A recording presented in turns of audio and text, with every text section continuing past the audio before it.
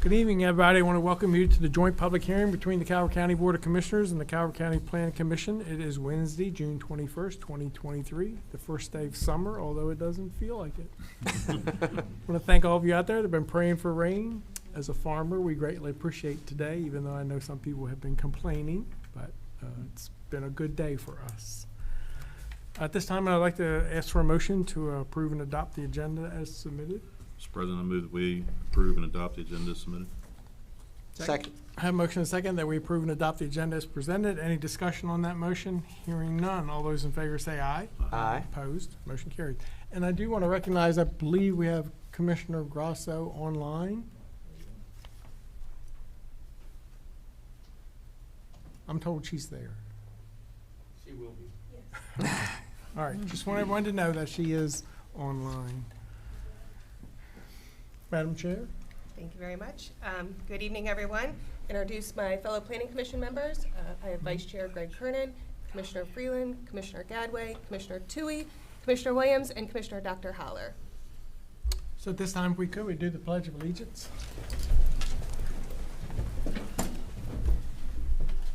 Pledge of Allegiance to the flag of the United States of America and to the republic for which it stands, one nation, under God, indivisible, with liberty and justice for all.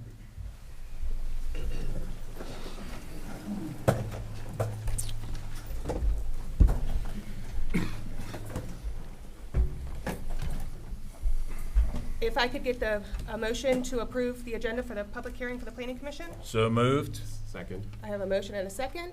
All those in favor? Aye. Opposed? Ready? Ready? I am. Good evening.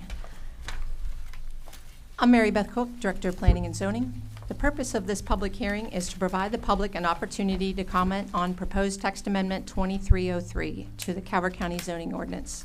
This hearing is being held per the Commissioner's adopted guidelines for conduct at hearings and meetings per Resolution 6-89. This hearing has been properly advertised as required. The Board adopted a resolution in 1989 intending to maintain the order and decorum of governmental process. The Ethics Commission has asked that we remind speakers at public comment that lobbyists, including those who seek to influence public policy, and lobbyists are those who seek to influence public policy, and they must register in advance. Since this public hearing is being held virtually and in person, the public can attend by viewing the live stream on the county's website. However, if you wish to speak, you must either sign up in the sheet in the back of the room, use the raise hand function if attending via Zoom, or call in at 888-475-4499 or 877-853-5257 and enter the meeting code 899-4188-8251. If asked, the passcode is the #, and then listen to the board's meeting until called upon to speak.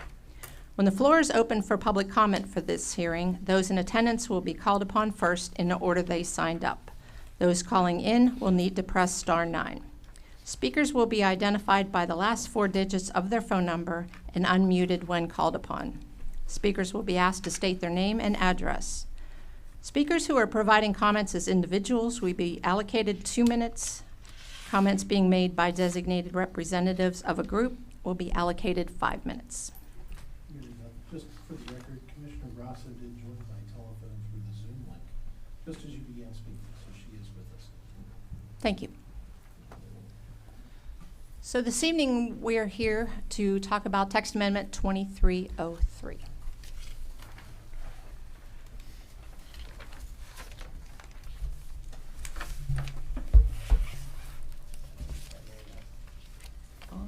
Got it. Thank you.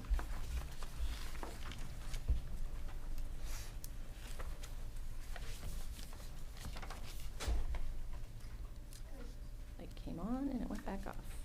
It's up. Okay. So Planning and Zoning is currently working on the update to the Calvert County zoning ordinance, and due to the complexity of the approved rollout schedule, staff is requesting you all to consider a text amendment that will allow the zoning ordinance changes to be considered as part of the update in lieu of the current zoning ordinance. So in other words, as text amendments come in, we have limited staff, and that staff is also working on the zoning ordinance update. So we're asking that any text amendments be paused and incorporated and addressed as part of the update. So this is to consider all zoning ordinance and map amendments through the update process instead of handling them on a case-by-case basis.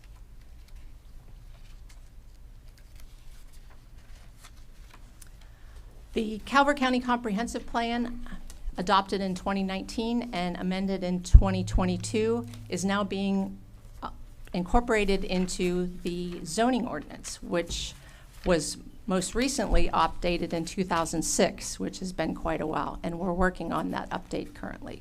Staff is ready for public comment and county commissioners' consideration along with the Planning Commission this evening on this text amendment. We also conducted a separate work session with the Planning Commission in April to discuss this. So we had a follow-up work session where the commissioners approved the timeline. That's kind of changing. It's fluid, and we'll be discussing that in the work session following this. But this text amendment is what we're considering at the hearing now. The commissioners did give staff direction to hold this joint public hearing to consider the text amendment. So I'd like to read the language. It changed a little bit since the Planning Commission had seen it.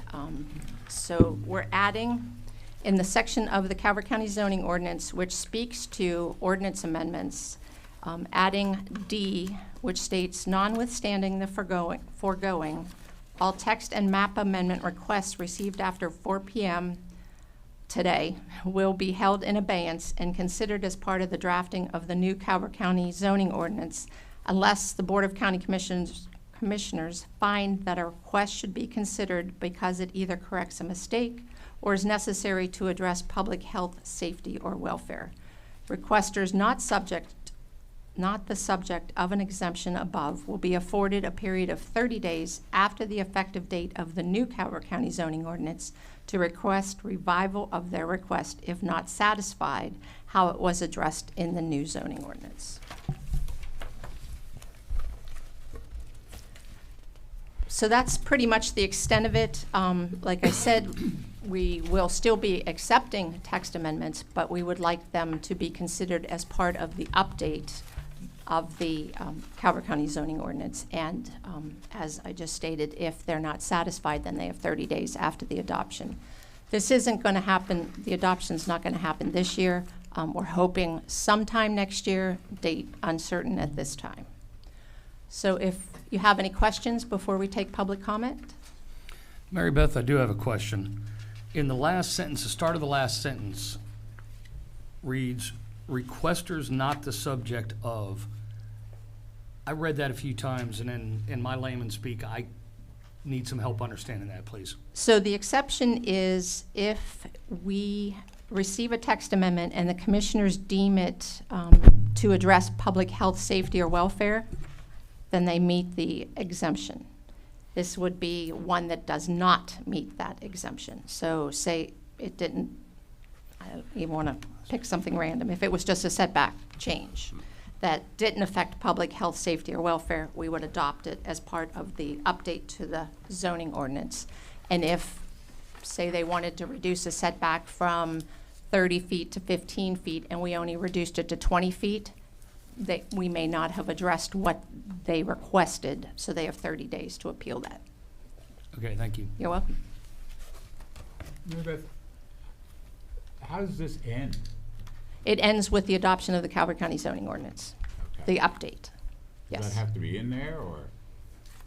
So we're going to be addressing any text amendments that get submitted in the new ordinance. We'll be bringing them to your attention, of course. Mhm. And then when we get to the public hearing and adoption for the Calvert County zoning ordinance, they've either been adequately addressed or the applicant has an opportunity to appeal. Okay, but when there's, on a continuing basis, when is it that that we're gonna go back to normal procedure? Okay, so as soon as we adopt the new Calvert County zoning ordinance, the update, then we'll start doing text amendments again. Okay. Yes. And does that have to be in these, this text amendment? It would be in the new language in the updated ordinance. So The we'll updated have ordinance. criteria of how, so once that's adopted, this will be superseded. Okay, thank Yes. you. You're welcome.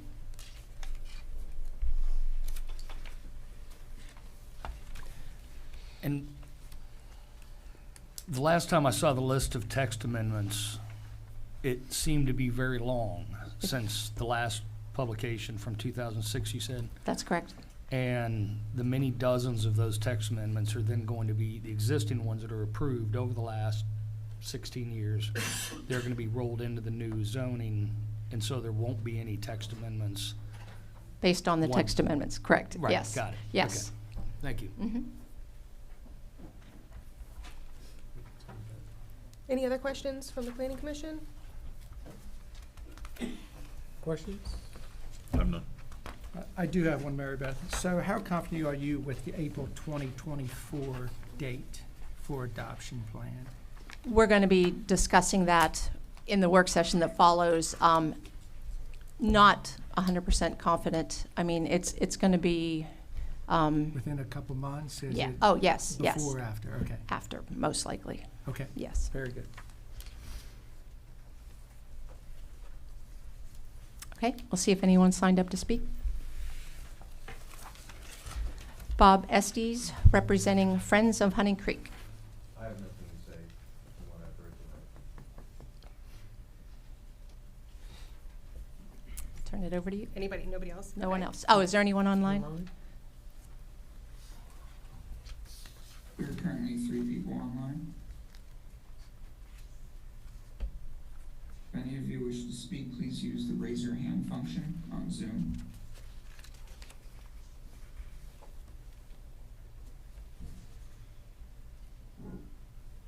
No one's raising their hand. All right, commissioners, I'll entertain a motion.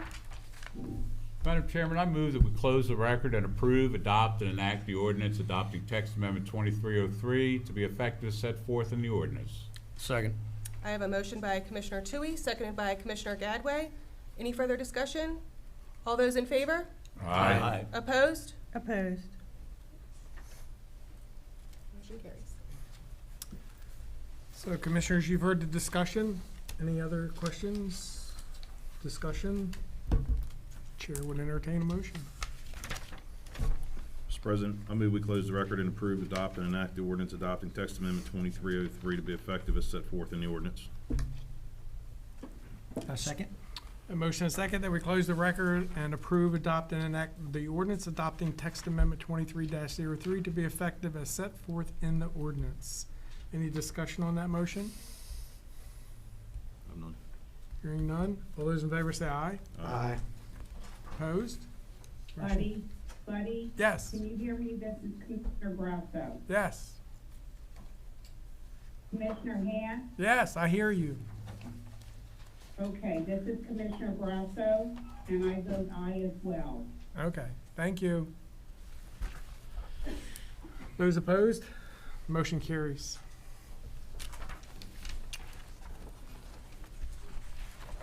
That brings us to the work session. That does, yes. I am going to recuse myself for the work session since I have commercial property in the St. Leonard Town Center.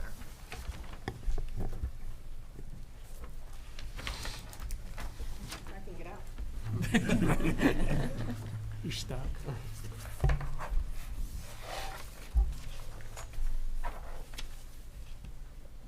I'd like to consult with council for a minute.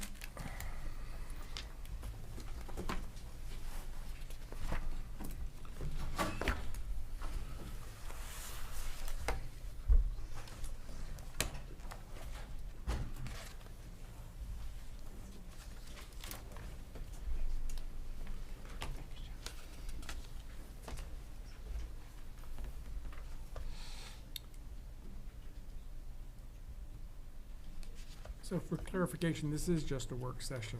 It's just a work So session, we that's won't be correct. voting. No voting.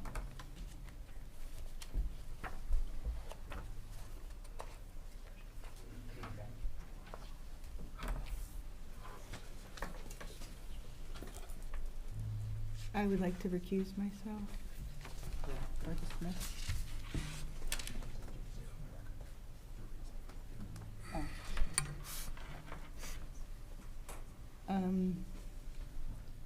Com-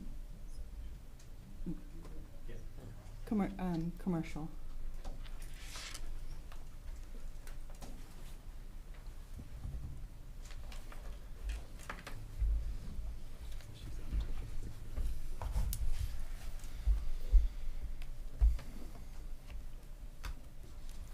I think we're good. Thank you.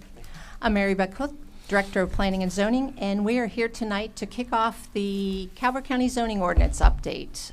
We would like to have a discussion about proposed zoning districts and the zoning map. And before we jump into the presentation, I just wanted to give you a little clarification, a little background. This is the staff draft. This is our starting point based on the adopted comprehensive plan, for which we are expecting changes to be made based on future work sessions with the commissioners, comments from the Planning Commission, and also from public comment.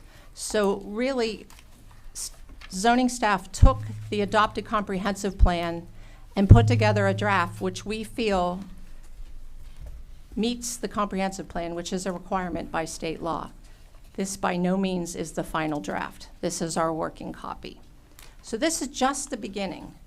We've mirrored the process that was used for the 2006 zoning ordinance update process, but received a lot of comments that this seemed rushed. So we've paused, we've regrouped, and we will be presenting a new schedule tonight. We've reformatted it so the public forums will be held before comments are due. We felt that it was important to still hold tonight's work session and tomorrow's public forum to give you and the public an overview of the zoning districts, because there's a lot of changes. And then you will have this information to use while reviewing the documents throughout the summer. After receiving and reviewing comments, the draft will be revised before scheduling the public hearing. Comments can be made up to the public hearing and any time from now till then. That won't occur till sometime mid-2024. The schedule is fluid. Adjustments will be made as needed. Staff has prepared a comparison guide for the current versus proposed zoning ordinance, and we've only done that for the chapters that we're going to be reviewing tonight. That's going to be made available on the website so that everyone can view it and make it a little easier to see what, where things are in the current ordinance to compare them to the new ordinance. Staff is also preparing a density study that will be used for future work sessions when we get into the discussion of density. Along the way, we're going to be grouping meetings and having the forums by chapters. But you can call at any time with questions or make comments on any chapter. We'll just save them till we get to those chapters. Staff is also willing to meet with any group that asks. If you have questions, you want us to come out and do presentations, we can do so. And lastly, we've been working with the Department of Communications and Media Relations on other ways to get the word out so that you're well aware of future meetings. And with that, I'm going to turn it over to Will. Thank you, Mary, and good evening, commissioners.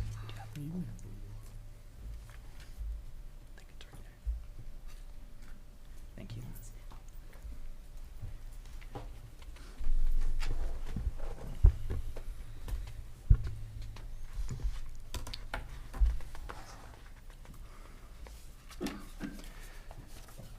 So with this introduction slide, I might be repeating a few things that Mary just went over, but sometimes it doesn't hurt to go over things a little more than once.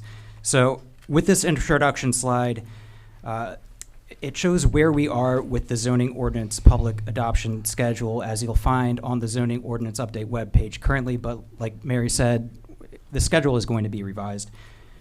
We first met with the Planning Commission and BOCC on April 19th. We were, where we presented an overview of the relationship between the comprehensive plan and the zoning ordinance, as well as the purpose and goals of this zoning ordinance update. We've received a go-ahead to move forward with our zoning ordinance public adoption schedule. the follow-up work session with the BOCC on May 9th.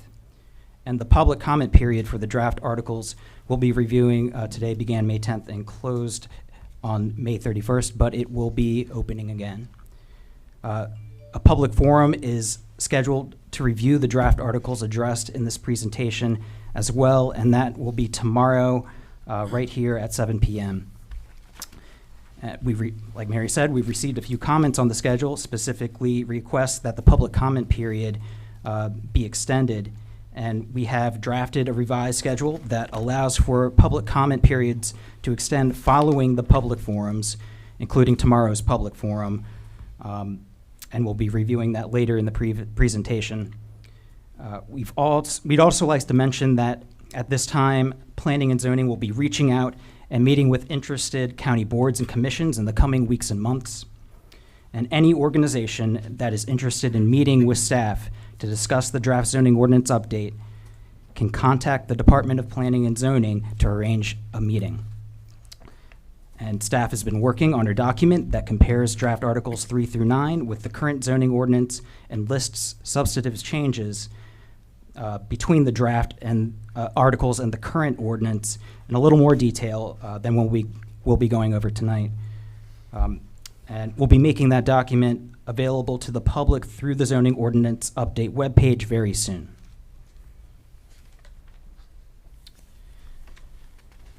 But first, some background information relevant to the creation of the draft zoning map and zoning districts. The comprehensive plan adopted in 2019 and amended in 2022 included the future land use map, which has informed the creation and delineation of zoning districts in the draft zoning ordinance. The 2022 amendments included reductions in the proposed town center expansion areas. They designated certain areas currently zoned Employment Center District west of Prince Frederick and south of Lusby as residential or industrial. And as stated in previous presentations, compared to the future land use map, there really shouldn't be any major surprises with this draft zoning map. The primary differences being the future land use map was painted with broader strokes, while the zoning map is more fine and precise, with zoning district boundaries for the most part following parcel line boundaries, with the goal to avoid split zone parcels as much as possible. And as compared to current zoning, in order to bring the zoning map in line with the comprehensive plan, zoning districts have been redrawn and a few new zoning districts have been created, which we'll be going over in more detail in a moment. One thing you might notice while looking at Prince Frederick at this slide is that the town center expansions have not been included in the draft zoning map.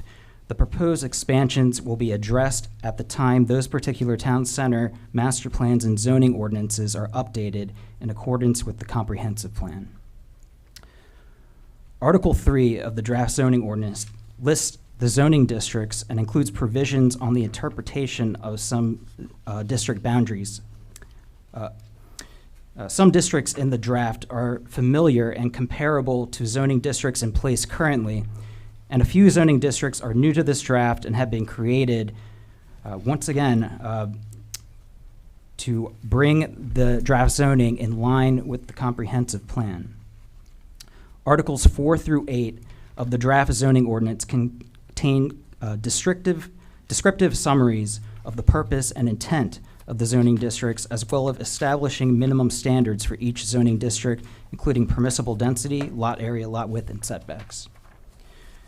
For this presentation, we'd like to focus on some of the more substantive differences between the current zoning districts and the proposed draft zoning districts. Article 4 of the draft zoning ordinance includes a description of the Farm and Forest District. The Farm and Forest District allows limited development and encompasses existing agricultural and forested areas and is intended to protect and preserve prime farming regions as well as unique or significant environmental features as identified by the presence of large contiguous forested areas, wildlife habitat, and or environmentally sensitive areas. To help accomplish these goals, the clustering of residential subdivisions is proposed to be mandatory on parcels 30 acres or greater in size, with an exception for new lots created that are at least 25 acres in size.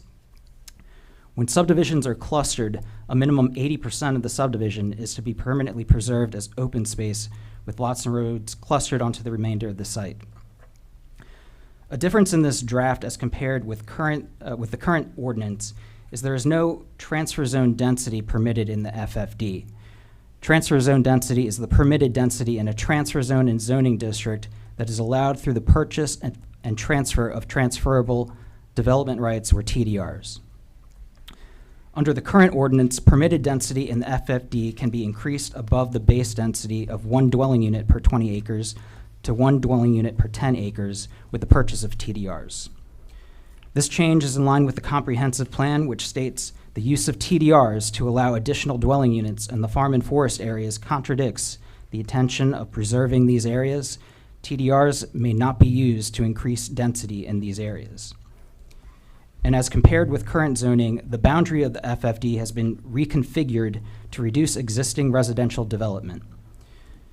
Also, the reconfigured FFD is predominantly located within the Tier 4 of the growth tier map, in which residential subdivisions are limited to a maximum of 7 lots.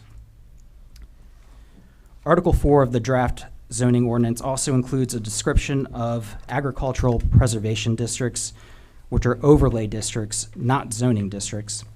An overlay district is superimposed on one or more zoning districts or part of zoning districts. The standards and requirements associated with an overlay district may be more or less restrictive than those in the underlying zoning district. Section 4-2 refers to the agricultural preservation district rules and regulations instead of repeating those regulations in the zoning ordinance. So if the rules and regulations are revised or updated in the future, it won't require text amendments to the zoning ordinance. So the next set of districts we'll be reviewing are the rural residential districts. Article 5 of the zoning ordinance includes descriptions and minimum standards for the rural residential districts. These are areas that consist of existing small lot residential clusters, large lot subdivisions, as well as some farmland and forest located in rural areas of the county.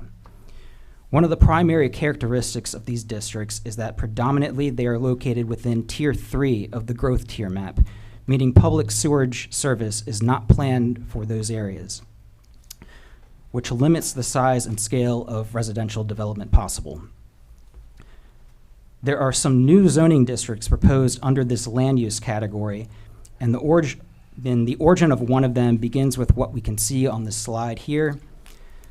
Under the current ordinance, a higher residential density is permitted with the purchase of TDRs within a 1 mile radius or 1 mile perimeter of the town centers.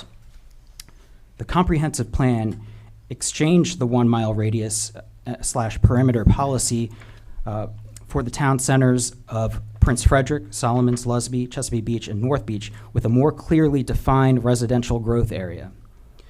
While the comprehensive plan retained the policy of permitting a higher residential density with the use of TDRs within a 1 mile radius from the town centers of Dunkirk, Owings, Huntingtown, and St. Leonard, it also stated that this policy will be reviewed during the update of the zoning ordinance regulations.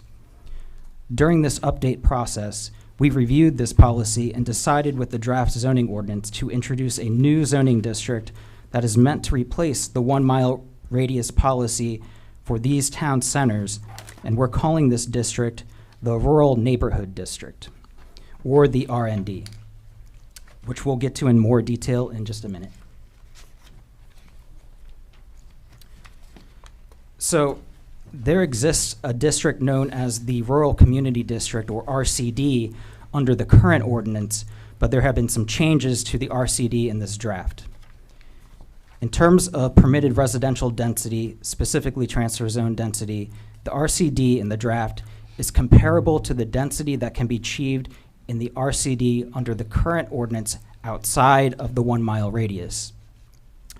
There's a slight difference, however. Under the current ordinance, outside the 1 mile radius in the RCD, you can achieve a density of 1 dwelling unit per 4 acres with the purchase of TDRs. In the draft, the transfer zone density in the RCD is 1 dwelling unit per 5 acres with the purchase of TDRs. So Will, can I ask a question? So what determines the parameters for an RCD? How far out can it go? If it's beyond the 1 mile, then how much further can it go? So, well, we've got a slide that will walk you through how we decided how to differentiate between the RND and the RCD. So some of your questions might be answered when we get to that slide. All right, thank you. But just finishing up with the RCD here. The RCD is intended to maintain a mix of farms, forests, and residential uses, retain historic and scenic areas, and protect watersheds. These goals are to be achieved in part through the mandatory clustering of subdivisions on parcels 30 acres or greater in size, with a minimum of 60% of the subdivision to be permanently preserved as open space, and lots and roads to be clustered onto the remainder of the site.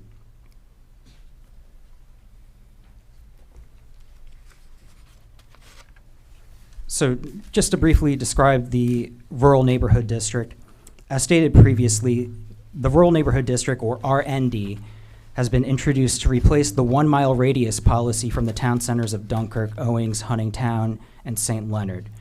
So as you can see in this slide, the transfer zone density in the RND is equivalent to the current permitted density in the RCD within the 1 mile radius with the purchase of TDRs, which is 1 dwelling unit per acre.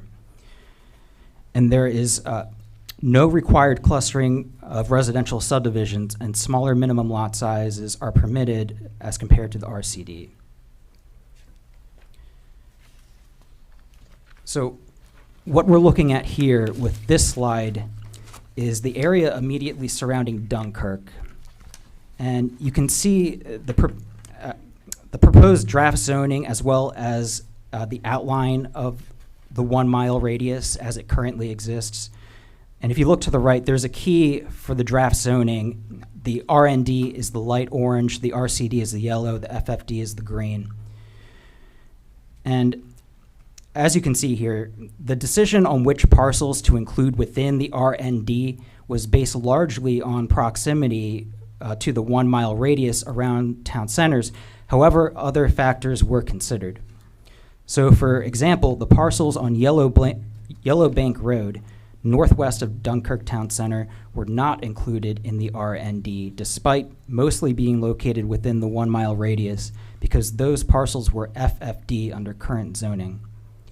And the parcels to the east of Maryland 4 and to the north of Ward Road were also not included in the RND because of either their direct proximity to Maryland 4 or existing road patterns that direct traffic away rather than towards the town center.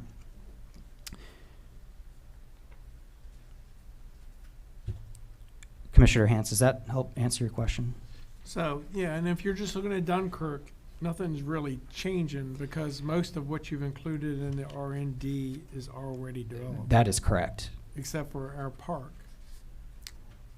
The park, there's a couple other, I wouldn't say large, but larger than small parcels in there, but the vast majority of that area included within the R&D is already developed, which if you know Dunkirk, that is to be expected.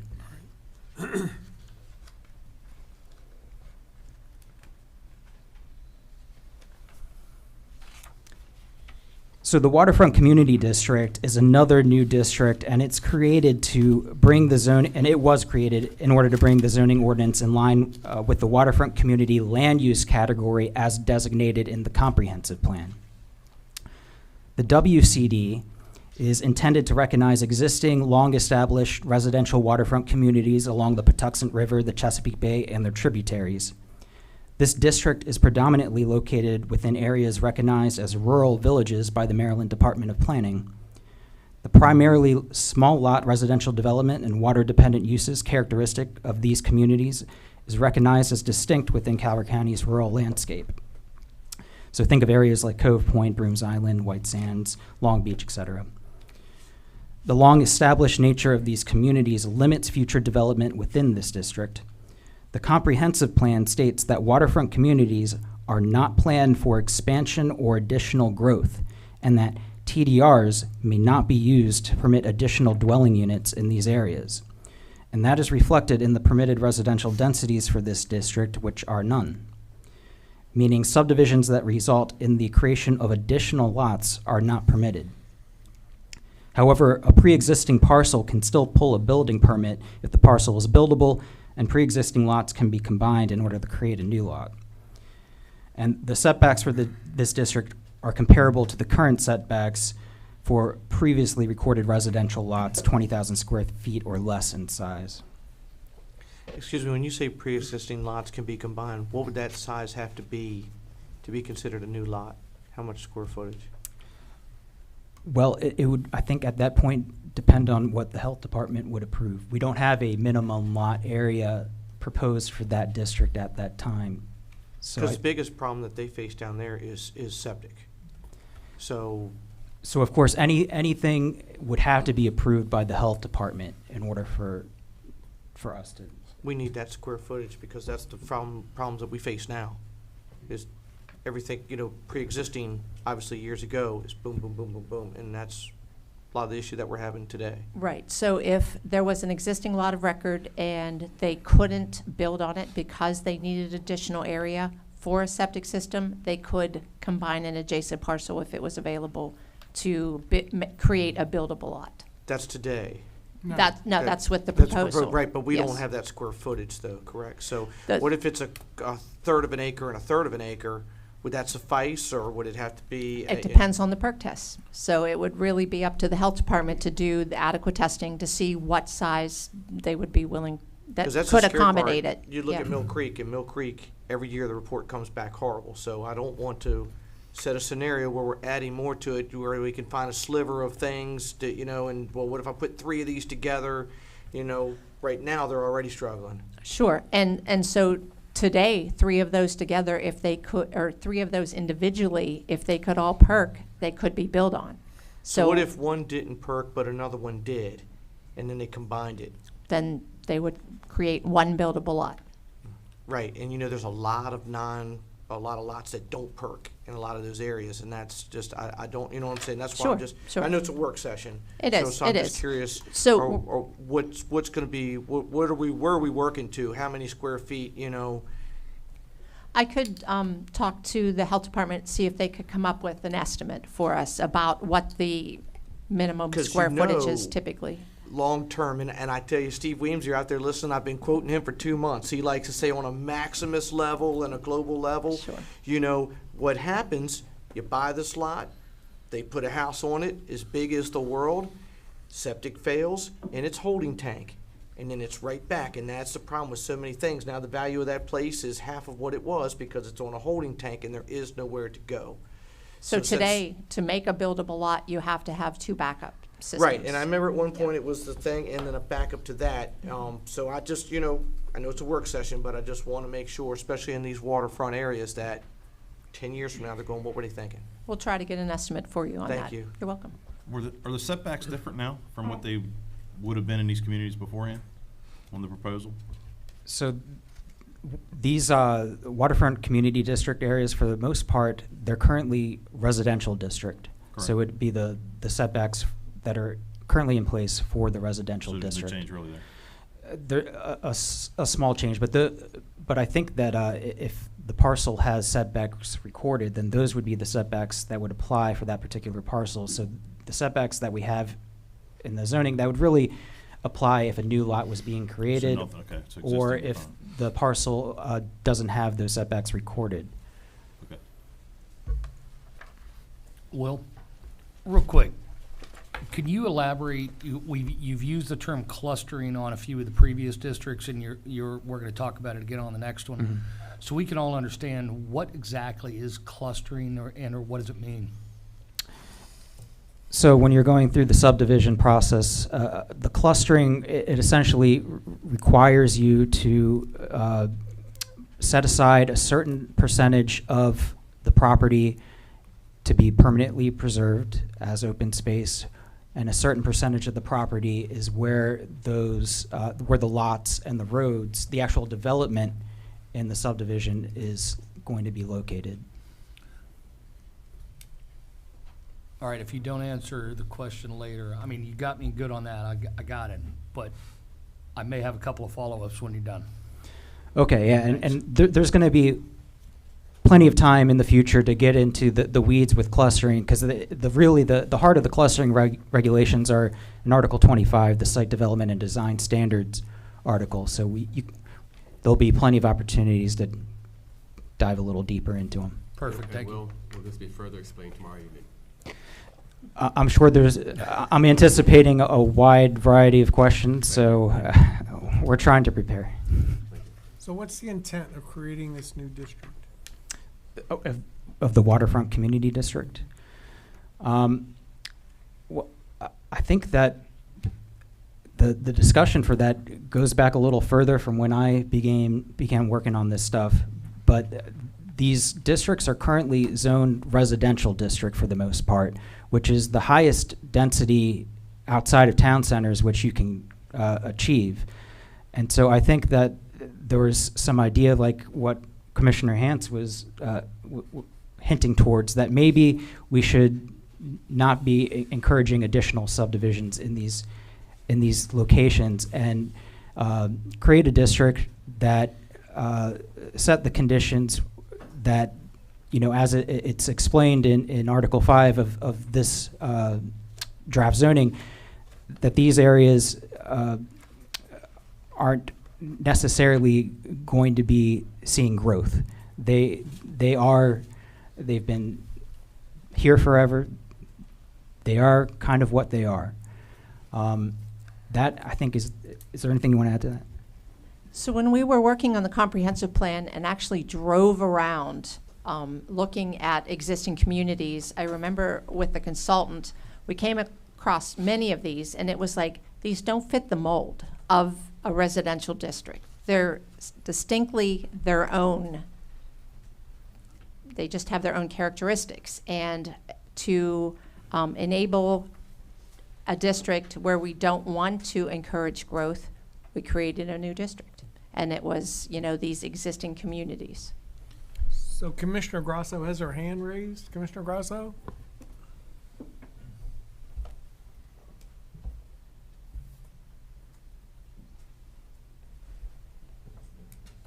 Commissioner Grasso, you are unmuted.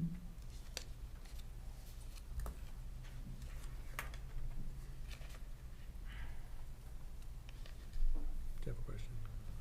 So other than changing the name of the district to Waterfront Community District, there's no change affecting these Other residents than- at all, other than the setbacks that you're seeing here? And correct me if I'm wrong, but aren't most of these 100% built out anyhow? For the most part. I wouldn't say 100, I'd say 90%. Okay. But we're also not allowing them to, if they have a lot that could be subdivided today, that will no longer be allowed in the new ordinance. So if somebody in one of those communities owned 10 acres that's not currently developed, based on this new zoning change, they would not be able to subdivide that into 1 acre lots? That's correct. And it also is in the critical area, so there are limitations for the amount of subdivision that could occur, but under the new ordinance, no subdivision can occur. Because a lot of these communities are older and were developed pre-critical areas and would not have probably occurred if critical areas regulations were in place anyway. That's correct. Right, so we're really not allowing, they really can't do it anyway, whether we say it in the zoning or not. Right. Critical Most areas likely. is gonna prohibit it. I don't want anybody out there to think that we're taking away their ability to subdivide, because based on critical area regulations, they're not gonna be able to do that anyway. They missed that opportunity.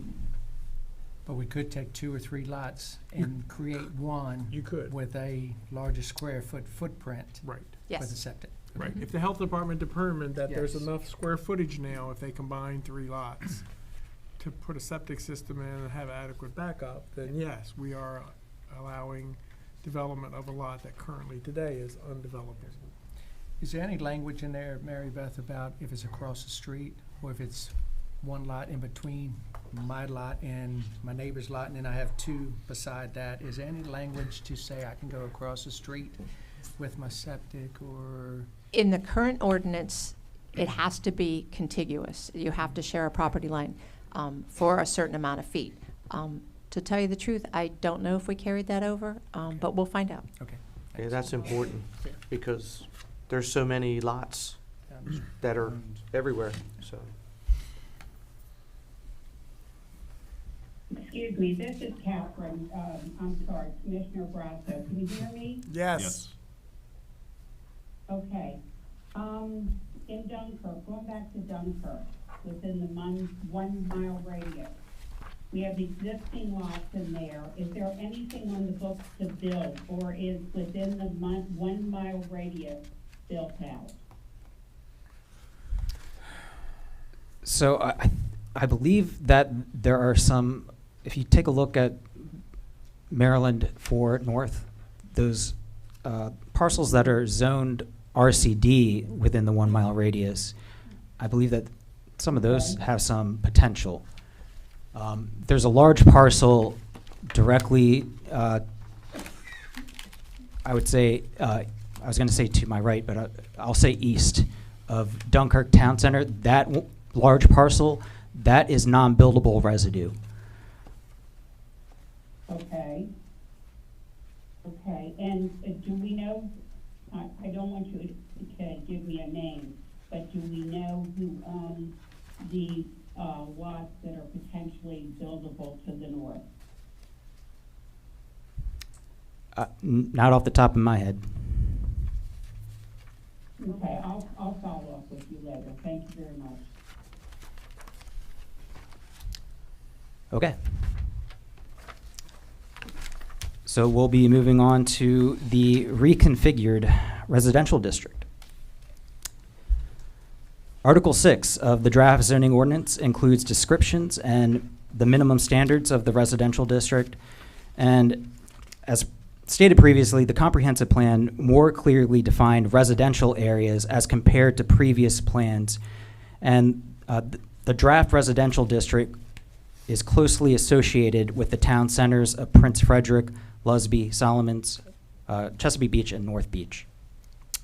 The permitted base densities and transfer zone densities in this draft residential district are equivalent to the current permitted densities in the residential district within the 1 mile radius or perimeter of town centers with the purchase of TDRs.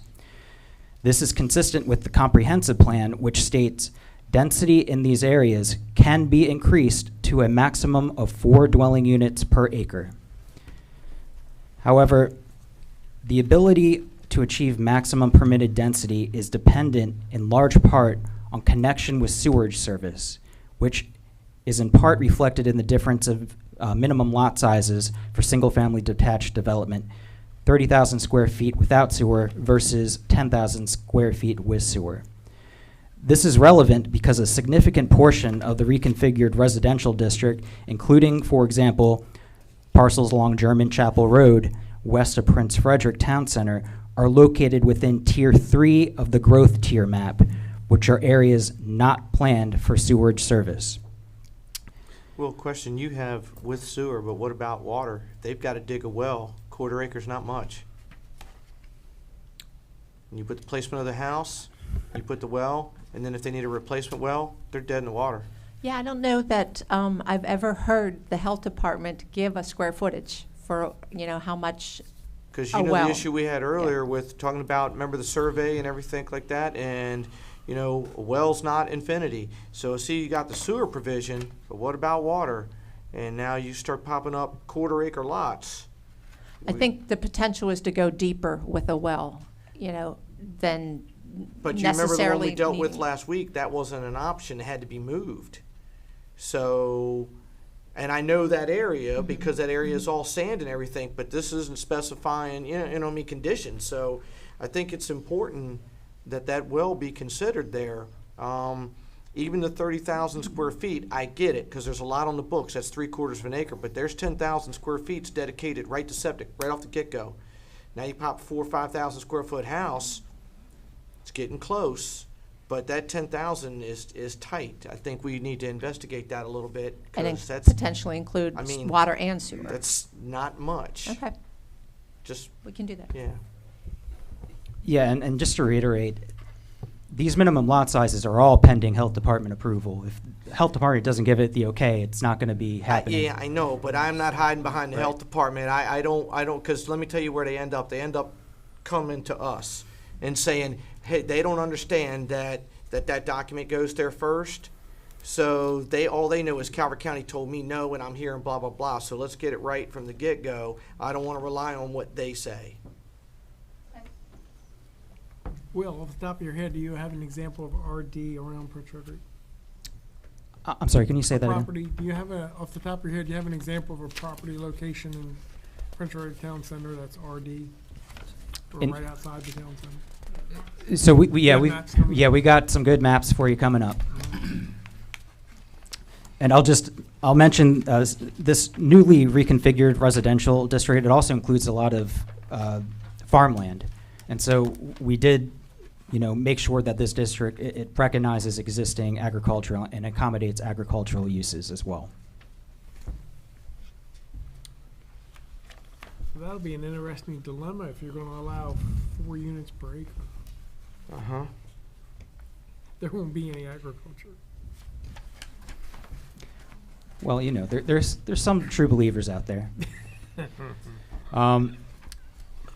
So moving on to commercial districts. Article 7 of the draft zoning ordinance includes descriptions and the minimum standards of commercial districts. Commercial development in the county is mainly focused inside town centers with some additional commercial activity located in rural commercial zoning districts, most of which are located along the main highways.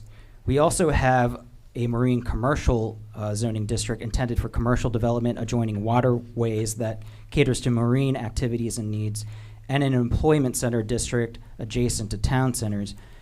The comprehensive plan is silent on the status of the employment center district in the interim period between town center expansions. So the employment center district, districts which are proposed to become part of town center expansions in Prince Frederick and Owings, remain zoned employment center district in this draft. And there are no major changes proposed for the marine commercial district in terms of where the district has been delineated as compared to the current zoning. However, there were a few marine commercial areas on split zoned residential parcels that were eliminated as part of the goal to reduce split zone parcels generally. So the comprehensive plan contains several action items relevant to rural commercial districts. To address the first action item, develop a plan for phasing out rural commercial districts that are vacant or underutilized. As part of this process, we reviewed the current rural commercial zone properties and did not include undeveloped or non-commercial properties in the updated draft rural commercial district. And to address the action item, restrict the expansion of rural commercial uses and maintain a small scale rural character, we included new policies in the draft zoning ordinance to be detailed on the next slide. Can I ask a question or two? Some things that came to my mind. How many parcels are we talking about? I know they're all over, and I know the history of that. Do we have any idea how many parcels that we're talking about? Are we talking about 5 or 10 or 500 or? You're referring to the rural commercial? Yeah. There's a lot of small parcels. I can't give you a number off the top of my head. I think that is relevant.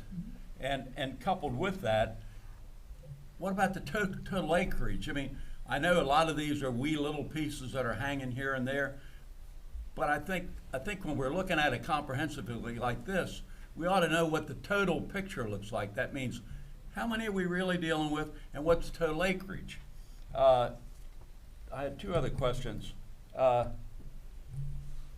anybody checked to see, and this is a money thing, when we change these, because you're really down zoning, when you change these, I presume the property tax of the people who own this rural commercial, their taxes are going to go down. My question is, how much, has anybody looked to see how much the county is going to lose if we're successful at this? I mean, is it insignificant, or are we talking millions and millions of dollars? I don't know. And the last one is really just not a question, but I think if we're going to do this, I would hope that we would make some real effort to notify the individual property owners that we are downzoning your property. I think that's only fair. And you say, well, we put a notice in the paper and we said, I think for something this radical, I think they have a right to get some kind of direct communication from planning and zoning. That was all I had. Yeah, I think all of that's important. I can't give you any precise numbers off the top of my head, but I can tell you from memory, I would not characterize the amount of parcels that were that rural commercial district zoning was removed. I wouldn't classify that as a great number. To be, which makes sense because these rural commercial uses have been around forever. Yeah, they were roadside when we looked at it, there really weren't too many parcels that were developable that hadn't already been developed. Okay. Now, I think, again, this is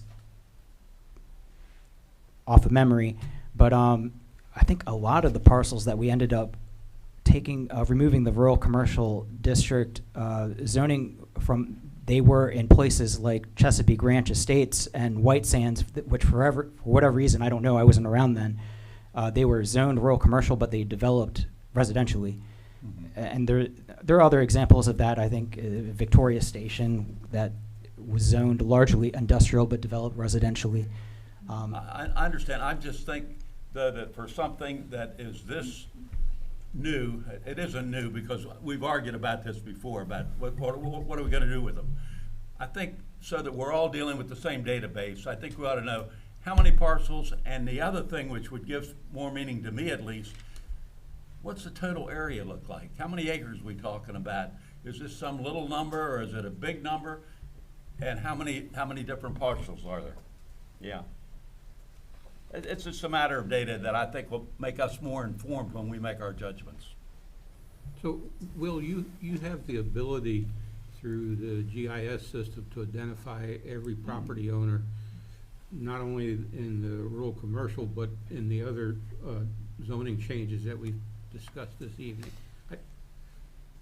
I think it would be helpful if you use GIS to identify those property owners and reached out to them directly. Good. Okay, thank you.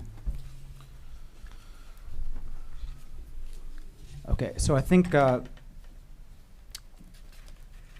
where I left off was addressing the action item from the comprehensive plan that states, in regard to the rural commercial districts,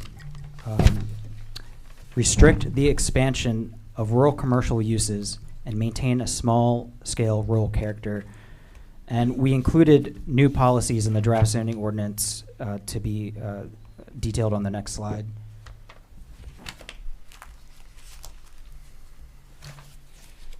So in the rural commercial district, the Department of Planning and Zoning may approve expansion of a use provided that such an expansion is restricted to 50% of the square footage of the area occupied by the use at the time of the adoption of this ordinance. And this is comparable to the current policy for expansions of non-conforming uses. And we also, it wasn't in these articles that we're going over today. This provision was added to Article 30 in the zoning text and map amendment section, but the provision states any map amendments which result in expansion of the rural commercial district shall not be permitted. And again, we did those because we felt like we needed to include some things to bring this in line with the comprehensive plan.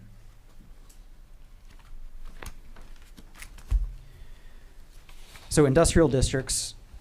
Article 8 of the draft zoning ordinance includes descriptions and minimum standards of the industrial districts. There are two new industrial districts included in the draft zoning ordinance, the industrial mixed use, or IMU, and the heavy industrial district, or I2. The IMU provides for a mix of light industrial uses with compatible commercial uses such as recreation, entertainment, and retail establishments, in part to promote the reuse of older industrial structures that may no longer be suitable for their original purposes. The IMU was created in part to accommodate existing conditions in industrial areas where development has been trending in this direction for a number of years. The Calvert County Industrial Park off of Maryland 231 being a primary example.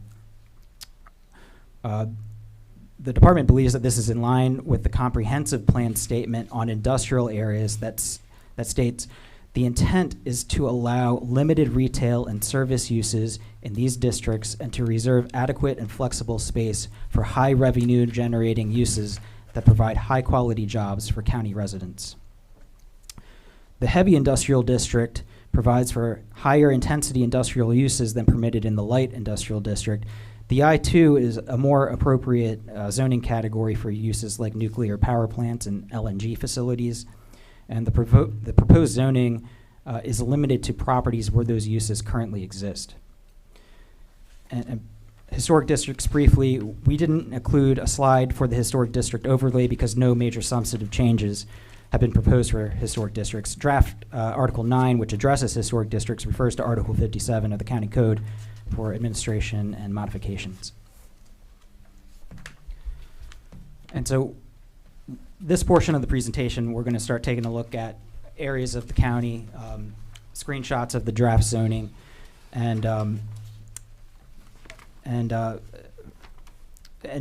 just like to mention for those in the public who need some help understanding how to navigate the draft zoning map webpage that we have available at the zoning ordinance update webpage, we're planning on giving a tutorial on how to use that draft zoning map webpage at tomorrow's public forum.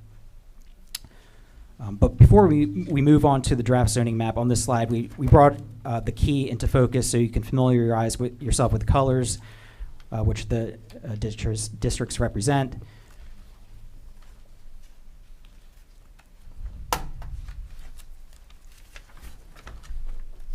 So on this slide, we're looking at the area between Owings and North Beach.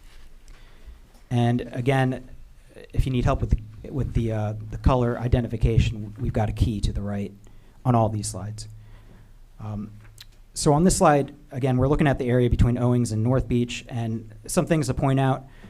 There are a few larger parcels located adjacent to the large parcel zone employment center east of Owings Town Center, and these were, even though they're located within that 1 mile radius, they were zoned rural community district instead of the RND because they are agricultural preservation districts. And we also didn't expand the rural neighborhood district west of Maryland 2 because the highway acts as a barrier between the town center and those parcels on the other side of the highway.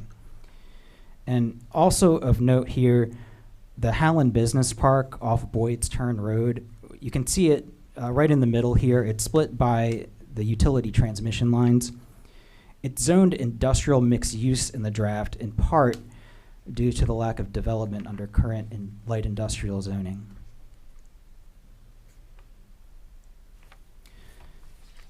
And here we're looking at the area immediately around Huntingtown. And you know, nothing too much stands out on this one, but again, a few larger parcels to the northwest of the town center, they weren't included within the rural neighborhood district, even though they're within the 1 mile radius because they are agricultural preservation districts. And so here, what's in focus is Prince Frederick Town Center and the reconfigured residential district around Prince Frederick Town Center. First of note here, the area around Stafford Road, it's currently zoned employment center. In the future land use map, this area was designated as industrial, and in the draft zoning, it is the I-1 light industrial district. But as I mentioned earlier, one thing to keep in mind when looking at this reconfigured residential district, the ability to obtain maximum residential densities is going to be dependent upon, in large part, connection with sewerage service, which is relevant because a significant portion of the reconfigured residential district around Prince Frederick is located within Tier 3 of the growth tiers map, which are areas not planned for sewerage service. So, Will, your eyes are a lot younger than mine, but on this map, I'm having trouble determining what's R&D and what's RD. So I apologize. I'm a little colorblind to myself. Well, then you're but having the wh- same trouble I'm having. It all looks the same. So one thing to help you out here is that the R&D is only located in the immediate proximity of those town centers of Dunkirk, Owings, Huntingtown, and St. Leonard. So there is no R&D. There is no R&D. Yeah. That's why it all looks the same. Thank you, Commissioner Arlen.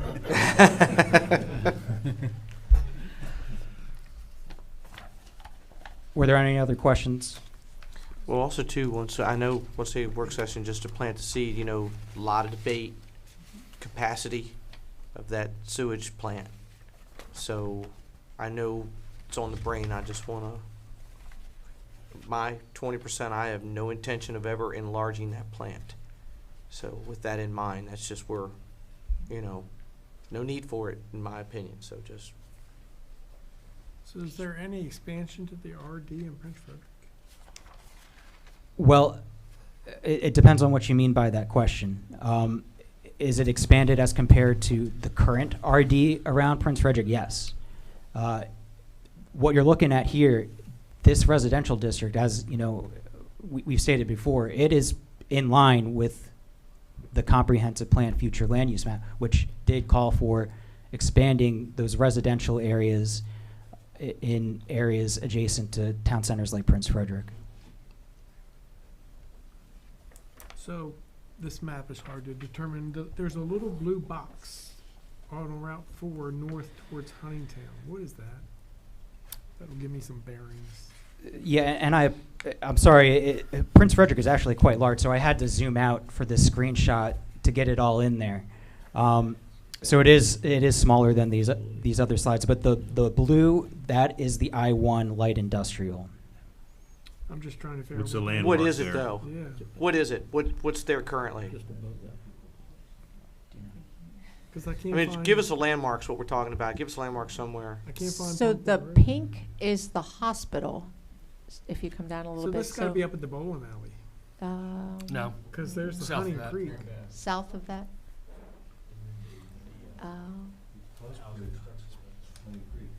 Yeah, I don't see Plum Point Road coming through. I know. That's what I'm struggling This with. looks like Yeah, it doesn't look like it's as far north as Plum Point Road. That's Hunting Creek going up in there. Mhm. So it's where Hunting Creek comes across. It's actually It's that north. little Is it industrial Dr. area Wheat's there. office? Homes America, Ah. across from Yeah. what used to be the electric supply place. Homes America is what I'm being told. Okay, so it's just south of Plum Point Road. Mhm. Yes.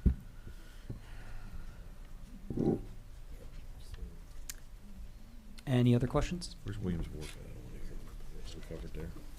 I guess when you're putting this together, it'd be nice to get a number of what you think projected build out could be. We've heard a lot of numbers over the years, and you know, it's always, you could just extend that sewage line a little further and further and further.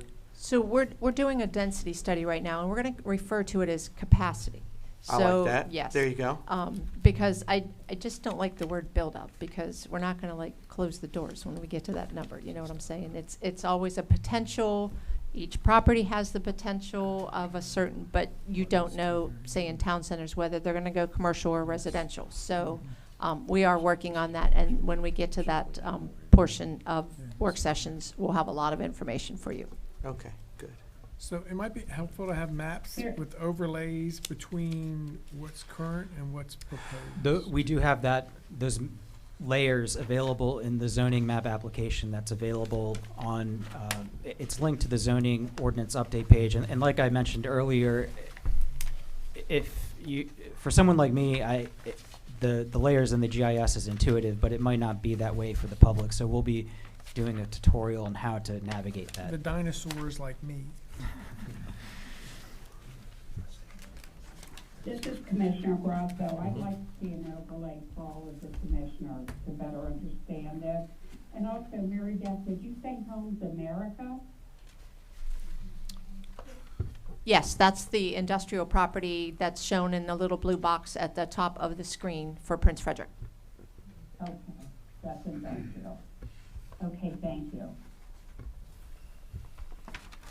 Any other questions? And with that overlay map, maybe a percentage of the growth that we're getting in each of the zones, like was talked about before.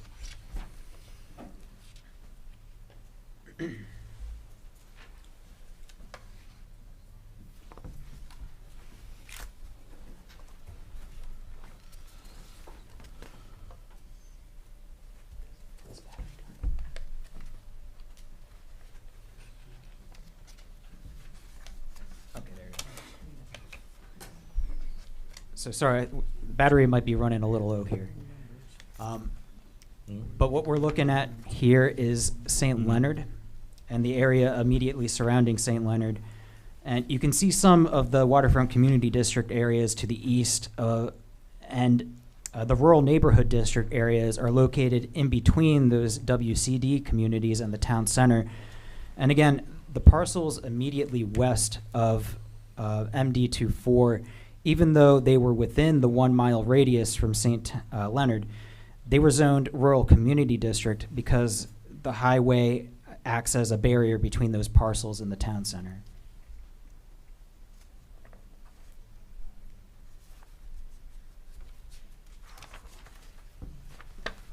And here we're looking at the southern portion of the county, the areas immediately surrounding Lusby and Solomons.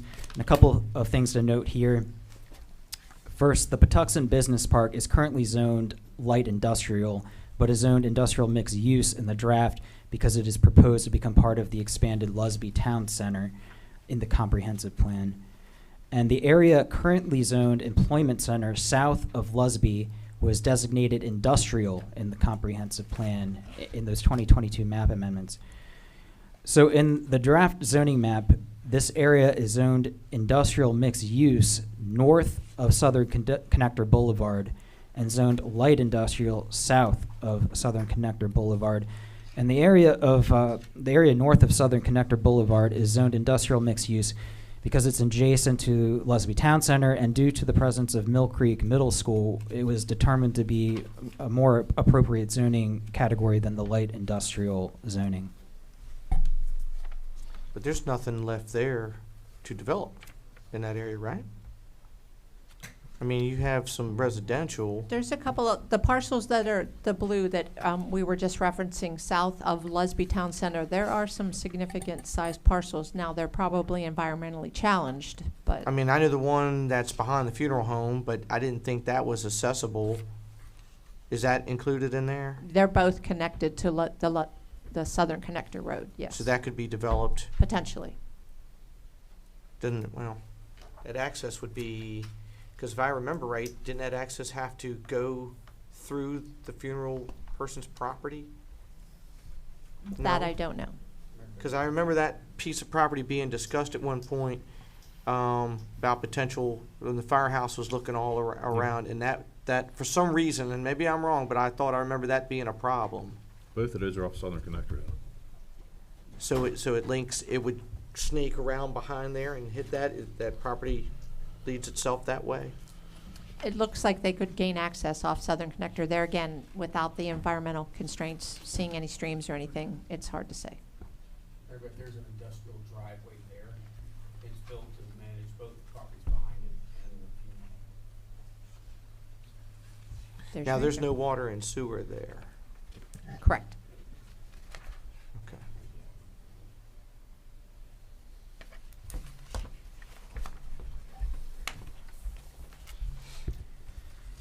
So in summary, with the proposed zoning districts and zoning map, we have the replacement of the 1 mile radius around the town centers of Dunkirk, Owings, Huntingtown, and St. Leonard with the rural neighborhood district.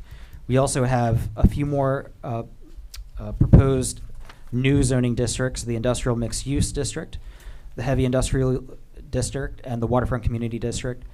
Clustering of subdivisions required in the farm and forest district and the rural community district on parcels 30 acres or larger. We have a new delineation of the residential district more closely associated with Chesapeake Beach, North Beach, Prince Frederick, Lusby, and Solomons. We have limitations on the expansion of uses in the rural commercial district. And the employment center district is to remain in place in areas proposed to become part of the Prince Frederick and Owings Town Center expansions.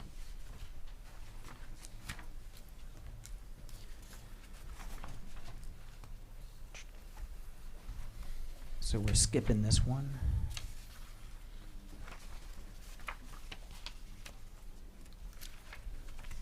So this is the stage in the presentation where we go over the revised, or proposed revised schedule. So the way that these slides are arranged is that each slide is focused on a specific grouping of draft zoning ordinance articles of focus as they work their way through the cycle of public comment periods, public forums, and joint work sessions. So according to the proposed revised schedule, the public comment period for Articles 3 through 9 and the zoning districts and zoning map will remain open for a little more than a week following the public forum tomorrow and close Friday, June 30th.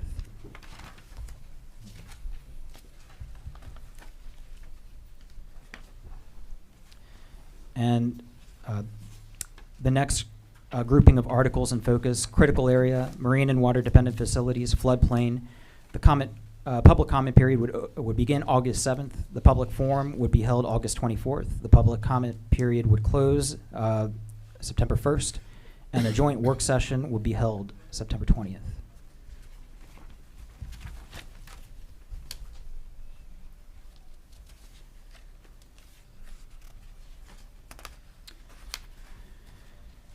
And so one thing I should mention at this point, this revised schedule was designed with that target date for adoption of a final draft in April 2024. And in order to make that work, it was required, it required some rather large groupings of articles for some of these cycles. So this would be one of them. So we have site development and design standards, subdivision, outdoor lighting, parking, landscaping, and signs. That is a lot. The public comment period would begin October 9th. A public forum would be held October 26th. Public comment would be due November 3rd, and a joint work session would be held November 15th. So staff believes that this is going to be too much information to evaluate in one cycle. And in order to break these groupings down into more digestible chunks, the target for adoption of an updated zoning ordinance will likely need to be pushed back a little further in the 2024. So these proposed dates later in the schedule are very tentative.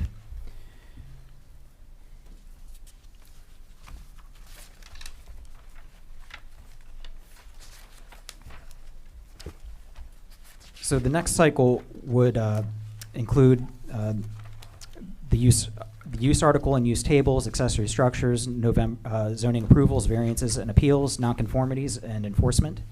The public comment period would begin November 6th. A public forum would be held November 16th. Public comments would be due December 1st, and a joint work session would be held December 13th.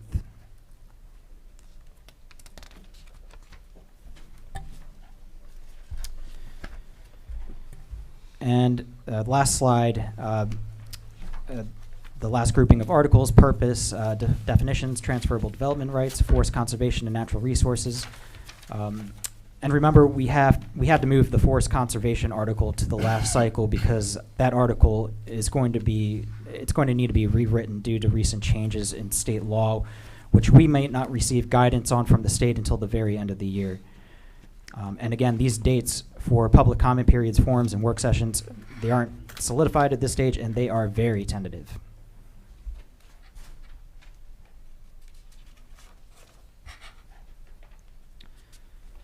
So I think at this stage, we'd like to ask for direction. Okay, or maybe not. We're not going to ask for a vote. We're just hoping that we get acceptance and feedback and questions. And yeah, if you have any questions about that. But we want to be very fluid. We're going to take it as, you know, we see that it's working. If we need to extend the time, we'll extend the time. And I think that's the important message tonight for people to understand that while we have a timeline in place, as you keep saying it's fluid. We've already made one change. So, you know, we're gonna take whatever time we need to take to make sure we get this right. So when people raise concerns, and you do have a lot in some of those time frames, I'm not very optimistic we're gonna have this done by May of '24, to be Pretty ambitious, absolutely honest. But don't want people to get too excited, and I'm already anticipating someone might say the comment period is too short after the public forums. The only thing I will say is that no matter what deadline you set, the longer you set it out, people push off and they don't respond back. And I think the goal here is to make sure that once you have the public forum, you stay engaged and get your comments in. And what we don't want to see is that, well, I've got 2 weeks to get my comment in, and then you don't follow through. So I think there is an intention here to make sure you're motivated to follow up right after you get the information. Now, if we find out that 7 days isn't enough for you to gather the information that you need, we will make adjustments. But I think that what we're trying to do is keep everybody, you know, moving forward and not give too much time, because we all know how that goes in a lot of cases. You want to keep it moving forward, but you want to keep the people engaged as well. Yes, that's right. Yes. That's the plan. So if we find that 7 days comment period is too short after a public forum, then we'll make adjustments. But we're trying to keep this thing moving and don't want to let it lag too much. So just the message I guess I'm trying to get out here is we're going to be very flexible and make sure that people get adequate time, but not drag this out forever. So. Thank you. Sure. Yes. And This- just to this go is ahead. Commissioner Grasso. Yes, I agree with Commissioner Hans 100%, but I want to let the public know that it is incumbent upon you that you tell your friends that you become involved, because we want your input. We work for you. We are doing this for you. So please, don't drag your feet. Be involved so we can get this thing done. Not everybody's going to be 100% pleased with it, but those who come out and those who engage, you will be heard. Thank you. Okay. And just a reminder, tomorrow night is our public forum here in this room at 7 o'clock.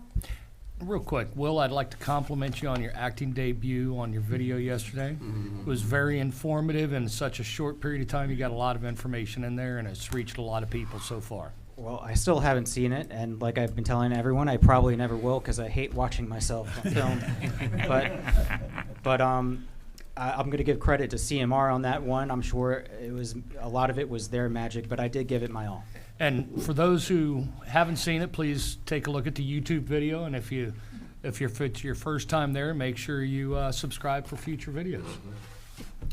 Any other questions, comments?